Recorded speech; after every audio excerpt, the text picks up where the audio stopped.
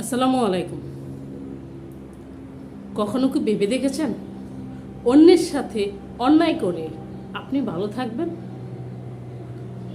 একটা কথা মনে রাখবেন, আপনি যতটুকু পানিতে নামবেন ঠিক ততটুকুই ভিজবেন। আপনি অন্যের সাথে যা করবেন, যতটুকু করবেন, সেটা কোনো না কোনোভাবে আপনার সাথে, আপনার পরিবারে, আপনার স্ত্রী সন্তান বা আপনার নিজের উপর অবশ্যই অবশ্যই সেটা ফেরত আসবে। সেটা যখনই আসবে আপনি মিলিয়ে নেবেন হিসাবটা ঠিক আছে কিনা। কখনো এটা ভাববেন না আল্লাহ আমাকে কেন এমন পরীক্ষা দিচ্ছে। একবার ভেবে দেখেন পিছনে কার সাথে কি করে আসছেন। আপনি পরেরটা মেরে কেটে খাবেন, পরের কি আপনি কলিজা ফাটিয়ে কান্না করাবেন, অন্যকে আপনি মানসিক অশান্তি দিবেন, আর আপনাকে আল্লাহ শান্তিতে ভরপুর করে একদম জান্নাতে পাঠিয়ে দিবে? কখনোই না। অপেক্ষা করেন, অপেক্ষা করেন, আপনার জন্য বসে আছে।